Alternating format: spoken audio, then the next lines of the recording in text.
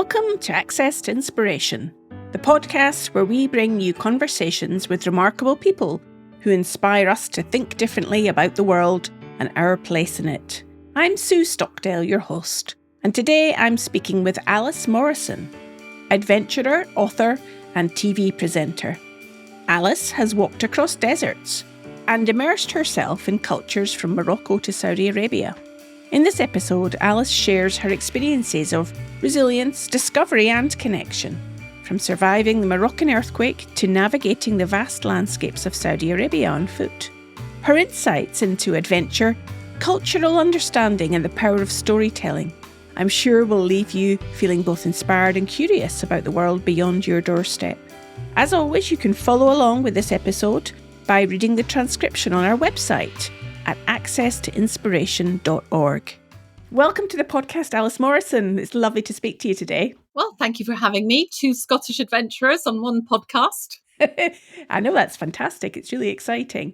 You're in Scotland as we're having this call, Alice. I am. But normally, of course, you would be in Morocco, in your home base there. Yeah. And it's Ramadan just now. How does that shape things when you're in Morocco? Well, Ramadan's very, very important, obviously. So there are 2 billion Muslims worldwide, and people usually start fasting for Ramadan when they're about 11. They do a few days, and then once they get older, they do the full thing. So all my neighbours are fasting, and it means that you don't eat or drink anything between the break of dawn and then sunset. So what that means at this time of year is 13 hours of no food, no water, or you certainly can't have a cigarette or anything like that. So it's kind of nil by mouth.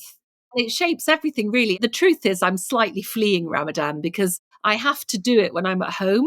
And this year I did 5 days and then I was like, oh, mate, I don't know if I've got the strength because I'm not Muslim and it's really, really difficult. So I completely take my hat off to all my lovely Muslim friends and brothers and sisters. And it's such an effort of will and of sacrifice. And it's a really good thing. And the thing I would say about Ramadan is it genuinely makes you think properly about all of those who don't have food and who don't have access to clean water and for whom hunger is a daily necessity, because actually being properly hungry is awful. It messes with your head. You can't concentrate. It stops you from reaching your full potential, I would say. But I guess you've had your fair share of challenges, Alice, whether it's eating no food or other things along in your lifetime as an adventurer. What sticks out in your mind most of all that's been most challenging during your journeys? Well, it's very hard because every single journey, every single adventure, I would say, has its challenges. I mean, if we're talking about the latest one, which is Saudi, the biggest challenge was I had terrible blisters. So for 3 weeks, at least, I was walking on feet that were agony, really. So every step I took was self-inflicted pain. And I think that is very difficult to come to terms with. A, you're in pain, which nobody wants to be in pain. And B, you're doing it to yourself because the answer to stopping the pain is stopping walking. But of course, I believed I couldn't do that because I was on this quest and it's very important to me.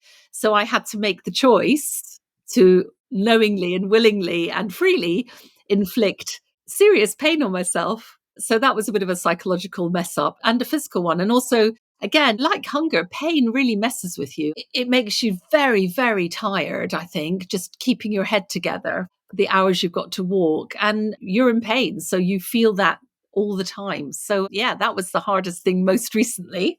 And you're going back for the second half of your epic, is it 2,500 kilometres across the north to south of Saudi Arabia? It'll be slightly less, we think, in the end. It'll probably be 2,300, but we haven't quite plotted the route yet for the second half. I can't wait to get back. To be honest, it was the most incredible and uplifting and joyous experience walking across Saudi so far. So yeah, I'm looking forward to it. I'll just make sure that I manage my feet a bit better. Well, at least you know what to do or what to look out for next time. I must say I've been in Saudi a few times working over the last few years, and it certainly challenged my preconceptions about the country and its people. From the things I've read that you've expressed about your journey so far, Alice, that seems to have been something that's been quite eye-opening for you about the welcome that you've had from the Saudi people. Yeah, absolutely. I mean, if you've been there, obviously you've experienced this yourself, I would say. I just encountered so much warmth and hospitality, genuine hospitality, and everybody wanted to help us. everybody wanted to give me some assistance. Now, they've never met me. I'm a strange Scottish woman walking across Saudi Arabia. I look odd. I am odd. And yet they would bend over backwards to try and give me some assistance, to welcome me to the country. Just so warm. I mean, really so fantastic. And then also the other thing, I don't know if you found this, Sue, but they're really funny people. They like a laugh. Yeah. These are party animals. Any excuse for some kind of celebration or marking of an occasion, and they love a prank. Oh my goodness, and a joke. So I had an amazing time. And I think the stereotype in the press is of a religiously very severe country where people are oppressed. Well, that's not what I found. I found a nation of incredibly hospitable, very jolly people. Now, one could imagine and describe you as a modern day Gertrude Bell. Oh, thank you very much. I'll take it. One of the books I'm reading just now, the Virago book of women travellers. I'm sure if there's another new edition of this, your name will be in there, Alice, with all of the amazing adventures you've done. For the listener that doesn't have a sense of your CV, there's many, many places that you've been. To me, it seems predominantly Middle East and Africa, and you've done something in the Himalayas as well. What attracts you to that region of the world? It was very simple. It's my background. So I was brought up in Africa. I was brought up until I was about 11 in East and West Africa. My first 8 years were in Uganda. My parents were teachers there. So those very, very early memories are incredibly important. And I'm sure if you've got children or grandchildren or you yourself will see how as you go through life, you tend to gravitate back towards those very early experiences. They're very meaningful. They imprint on you. So I think it's no surprise that I feel very comfortable going back to Africa. And then the Middle East, because I studied Arabic at university here in Edinburgh. Since I was 18, it's been one of the very important aspects of my life. Studying Arabic, Islam, Middle Eastern culture gave me a huge insight into a culture that was totally different from my own and so rich that, again, it was quite early on in my life and it just stayed with me. And even if I haven't always worked in it, I'm coming back to it. And now it's such a great pleasure for me to use my Arabic all the time and to learn more and more and more about the countries I'm going around and the people I meet and the culture. I mean, I find it endlessly fascinating. In those university days, Alice, what made you want to study Arabic in the first place? I've talked about this before because it was very good advice from my parents. My parents, obviously, as everyone's parents are, huge influence on my life, a very positive influence on my life. I had to choose because I went to school in Scotland. So I left when I was 17. So I chose my university subjects when I was 16. I mean, Sue, what did you know when you were 16? Nothing. I think I wanted to be a cook on an oil rig then. Oh, well, that's quite an exciting option. I hadn't thought of that one. That's it. I think when you're 16, you know very little. And my parents really guided me. I was good at languages. I was good at English. They guided me towards Arabic and I studied Arabic. And it was the best piece of advice I've ever been given. And in between doing your studies and being a full-time adventurer, you've had a career in journalism. How do you think that shaped what you're doing today? Because to me, it might be obvious around storytelling that seems to be what you're passionate about doing as well as exploring. Oh, thank you. Well, that's very nice. I'm so glad you've extrapolated that because it's true. There are 3 things I love about my life. Number 1 is doing it, basically just doing it. And especially the expeditions, I absolutely love. I can't wait for, tomorrow I'm going to have to get up at like 5 a.m. I've got to pack tonight and I'll be setting off to walk across the coastal path. I can't wait. I'm really excited. I love doing it. I love the feeling of it and just being so in tune with the natural world, being so in tune with yourself, even when it's a bit rubbish, because it quite often is, like when everything hurts and you're cold or you're wet or you're hot or you're hungry, or thirsty, but I love doing it. The second thing I love is communicating it. I love taking photos, doing videos, writing, blogging, podcasting, everything. I love communicating the adventure because I'm just telling people about the amazing things that are out there. And if they like the stories, of course, that's just fantastic. And then the third thing I like is if people like it and they say, "Oh, you're marvelous." I'm like, "Oh, thank you so much." So I think that's a very truthful answer. But the storytelling is hugely important to me. I also use storytelling very much as a way to make sense of my own experience and life. And if you don't mind if I give you an example of that. Oh, I'd love to have an example, yeah. So a year past September, I was caught in the Moroccan earthquake, which tragically killed 3,000 people. And there are still many thousands who are still living in tents waiting to rebuild their houses. So it was a terrible catastrophe, and it was absolutely terrifying when it happened. I did think I was going to die. And I was in my community, so I was with people, thank God, and looked after. But I remember we all escaped from our houses and left the mountain because we were in the mountains, which are very fragile, as you can imagine. And I live with 4 families. So we all went down our little tiny community. We went down to the big car park at the bottom of the mountain because it's flat and concrete. The whole road was destroyed by boulders. Houses were falling down. So we wanted to be away from stuff falling on us. And we spent the night in the car park. And that night in the car park, I wrote a blog about being in the earthquake and posted it the next morning before I'd even phoned anyone to say I was okay. Because I had to cycle out of the valley to find mobile phone signal. And then I did loads of reporting for the BBC and for other outlets. But the reason I did that was I wanted to tell the story, but also I wanted to make sense of it to myself and kind of calm myself down, if you like, and be able to detach a little bit from the fact that I'm in a small mountain village with no signal, no electricity, in the pitch black. We're all sitting in the car park, freezing half to death. And there's just been a ginormous earthquake and we don't know what's happening because we can't communicate with anyone. So that's another aspect of storytelling. It is partly to make sense of things for me. Yeah, that makes complete sense, Alice. And I was noting down before our conversation, I thought, what are the big themes that seem to come out for me from your experiences that I've read about and watched and listened to? And now 6 words I've written down here. This is quite exciting. Go for it. I want to see what you make of it. This is my summary of the things that have come out. And they're not in any particular order. Freedom, curiosity, Africa, physical movement, big skies, and self-reliance. And I'm wondering if I'm touching on the right things or not here. Well, I think you are probably. I think the self-reliance one is very interesting because I think I am very, very self-reliant, but I also get a huge amount of help and support. So when I'm doing these big adventures, I'm with guides, local people from the community, and that's to help me so I don't die in the desert. Very important. But also to learn about the country. And I think the one you've missed, actually, so my self-reliance, I think as a person, as a human, I'm very, very self-reliant, but I do ask for help all the time and communicate with people all the time. And then I think perhaps one you've missed is connection. It's really important to me to connect to other people. I had thought about it and I thought, is it connection or relationships? And then I thought, no, I'm going to leave that one out. So I'm really pleased to you've confirmed that I was on the right lines there. And you actually did it in the right order because freedoms, when I see people trapped or unable to change their circumstances or being people judging them because of something that is in their appearance, that lack of freedom makes me just feel for them. I treasure my freedom. I'm so glad I was born in Scotland and that I've got all this freedom of movement and freedom to earn money and freedom as a woman. So yeah, I really, really treasure it. I really do.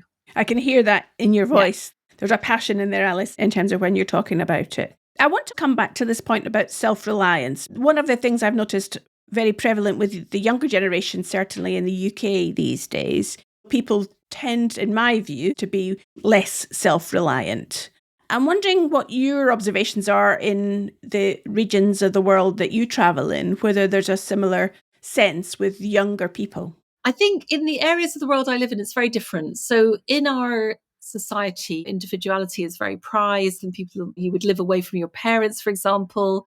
And in the societies I live in the Middle East, it's a very communal society. So people are less self-reliant because they're community reliant, but they also take huge responsibility for their community. So in a way, it's very interesting. You've hit upon a very interesting difference, I would say, between Morocco, Middle East, Africa, where everything is based on community, and our country, where everything is based on the individual.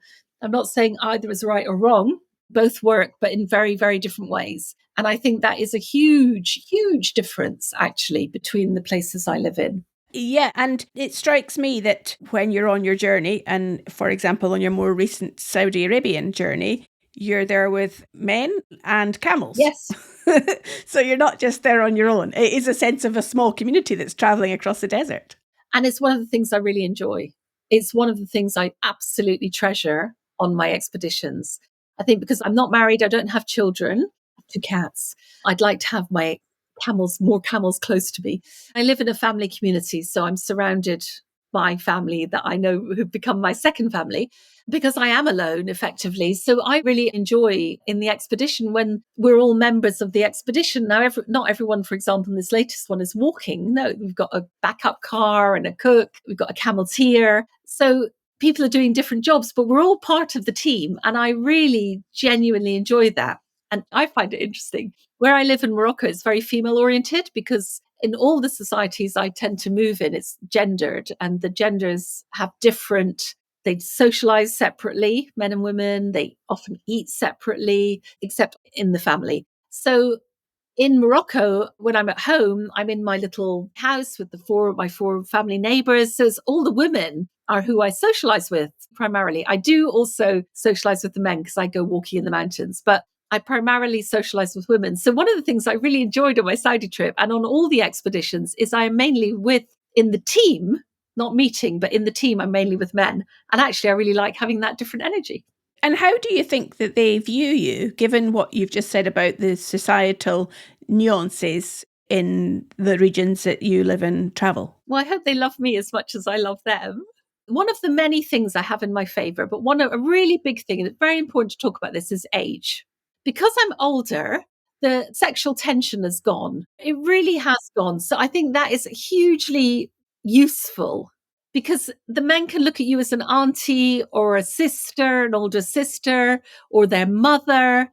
And I'm talking about reasonably traditional communities. So that gives them a point of reference of how to behave. And then you're free to behave however. And usually people have got a sense of fun and you're doing all these silly games and fun things and little in jokes and bits of singing. So you just have fun together. And I find that makes everything okay. That's one big advantage of getting older, isn't it, Alice? Because I've been traveling in the Middle East since I was young, since I was in my early teens, and traveling on my own in the Middle East since I was a young woman. And it used to be so difficult and now it's so easy. I love it. I absolutely love it. Now, for the listener who may not have visited Saudi Arabia or other countries in the Middle East or Africa, and may, as we mentioned a few moments ago, have a perception, a little bit of a fear perhaps about how they might be received in those places, what would you say to them to help them overcome their fear? Well, I think everyone should make a judgment. And of course, countries are very, very different. I mean, don't go swanning off to the Congo at the moment. It's got a horrible civil war going on.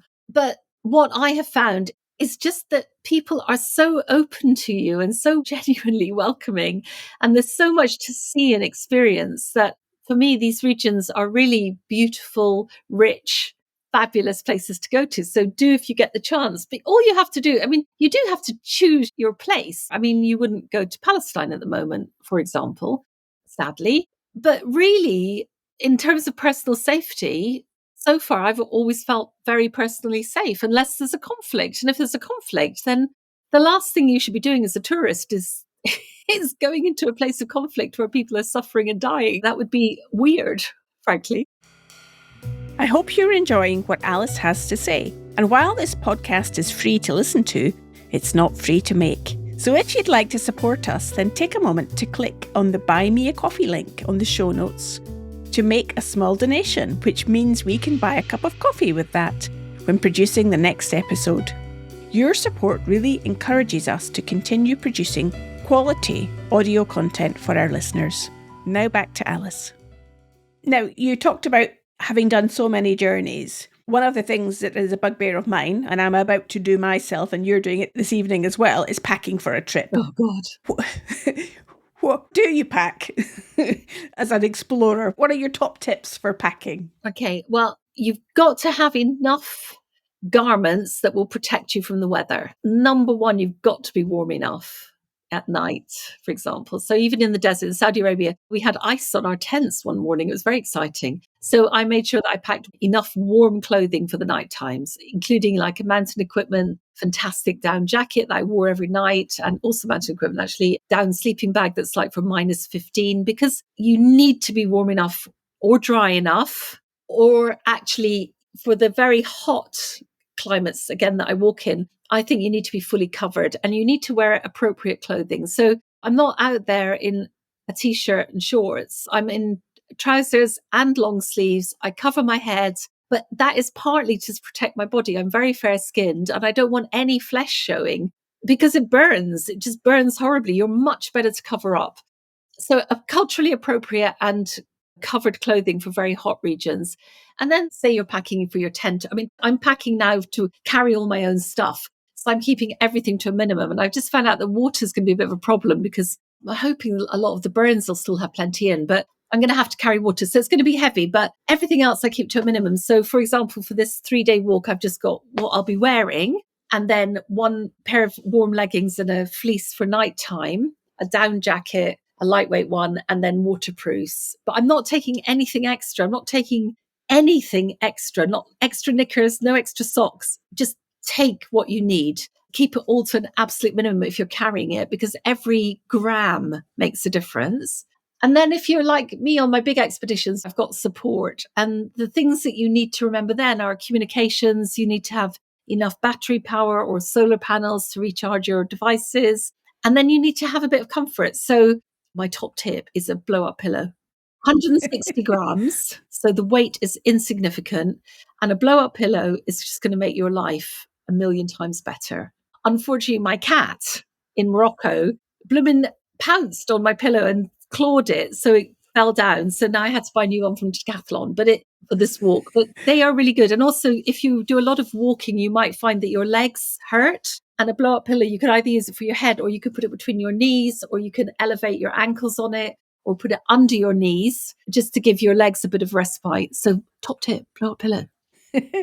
I knew I was going to find something very useful from you, Alice. What's your favourite, Sue? I think probably the simple thing is sunglasses. Yeah. Whether I'm in the Arctic and you've got glare from the snow, or you're in a warm country like Morocco or the Middle East, sunglasses are a must. Yeah, good point. There we go.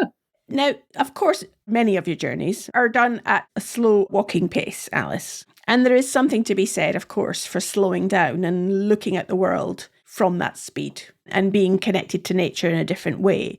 As you're going along on your journeys, I'm wondering, what have you learned from the natural world about adaptability, resilience, by looking at nature around you? Well, it's this is going to make you laugh, I hope. So I walked across Morocco and the Sahara with 6 camels, my favourite one being called Hamish. They were all male and they were in heat most of the time because of the seasons that we walked in. So I have learned more about the male psyche from walking with those camels than I ever did in my relationships and partnerships. Because when those camels were in heat, all they could think about was sex. And honestly, I swear to God, sorry guys, but I was like, oh my goodness, this is what it's like to be a bloke. This is hilarious. So just to give you an example, when a male camel's in heat, its stomach actually physiologically gets smaller, so it doesn't have to graze as much, so it can spend more time in the pursuit of lady camels. So I did. I honestly wish that I had that experience when I was 19, because it would have just informed my whole young womanhood. It really would have. So there you go. Now, again, just coming back to the idea of storytelling, Alice, I'm curious about what's coming up in the next chapters for you in your life and your journeys that will go into that story. Well, that's really easy because I've only walked half of Saudi Arabia. So in October, on October 10th, hopefully, I'm starting on the second leg. So I'm full planning for that. You know, one of the reasons I'm doing the coastal path is just to keep fit. I'm going to do the Hebridean Way in August.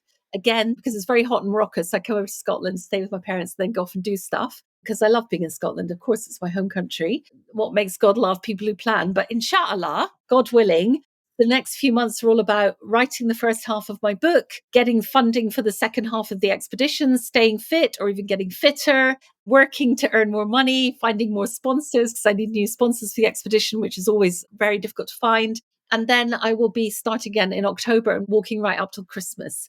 So really, the beauty of this year is it's a very all-encompassing, focused year. And do you look further ahead than that? I'm very determined to try and do something. My modus operandi is to try and do something very big every second year, because realistically doing something very big takes so much planning that there's got to be an element of something smaller in the years in between. So, yeah, I just want to keep going basically and keep exploring. I've got a massive list of countries I want to go to. At the moment, I'd say very much at the forefront of my mind are Iraq, Algeria and Tunisia, and Chad.